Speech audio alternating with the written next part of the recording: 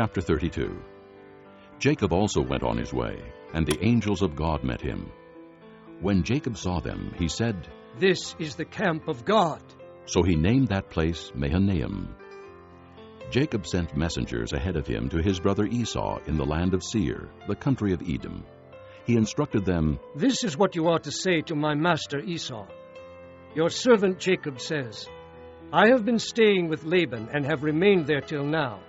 I have cattle and donkeys, sheep and goats, men servants and maid servants. Now I am sending this message to my lord, that I may find favor in your eyes." When the messengers returned to Jacob, they said, "We went to your brother Esau, and now he is coming to meet you, and 400 men are with him." In great fear and distress, Jacob divided the people who were with him into 2 groups, and the flocks and herds and camels as well. He thought, "If Esau comes and attacks one group, the group that is left may escape." Then Jacob prayed, O God of my father Abraham, God of my father Isaac, O Lord, who said to me, Go back to your country and your relatives, and I will make you prosper. I am unworthy of all the kindness and faithfulness you have shown your servant. I had only my staff when I crossed this Jordan, but now I have become 2 groups. Save me, I pray, from the hand of my brother Esau, for I am afraid he will come and attack me, and also the mothers with their children. But you have said, I will surely make you prosper, and will make your descendants like the sand of the sea, which cannot be counted."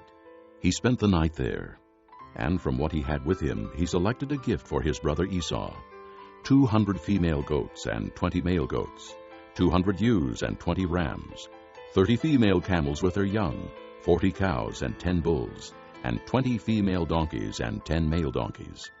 He put them in the care of his servants, each herd by itself, and said to his servants, Go ahead of me, and keep some space between the herds. He instructed the one in the lead, When my brother Esau meets you and asks, To whom do you belong, and where are you going, and who owns all these animals in front of you? Then you are to say, They belong to your servant Jacob.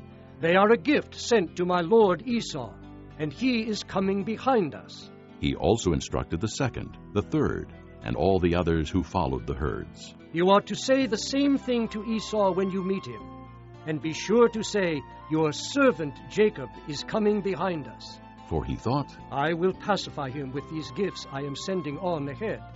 Later, when I see him, perhaps he will receive me. So Jacob's gifts went on ahead of him, but he himself spent the night in the camp. That night Jacob got up and took his 2 wives, his 2 maidservants, and his 11 sons, and crossed the ford of the Jabbok. After he had sent them across the stream, he sent over all his possessions. So Jacob was left alone, and a man wrestled with him till daybreak. When the man saw that he could not overpower him, he touched the socket of Jacob's hip, so that his hip was wrenched as he wrestled with the man. Then the man said, Let me go, for it is daybreak. But Jacob replied, I will not let go unless you bless me. The man asked him, What is your name? Jacob, he answered.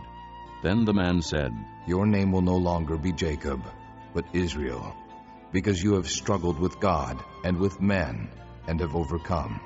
Jacob said, Please tell me your name. But he replied, Why do you ask my name?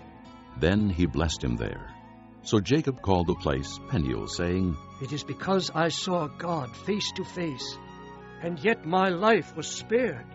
The sun rose above him as he passed Peniel, and he was limping because of his hip. Therefore to this day the Israelites do not eat the tendon attached to the socket of the hip, because the socket of Jacob's hip was touched near the tendon.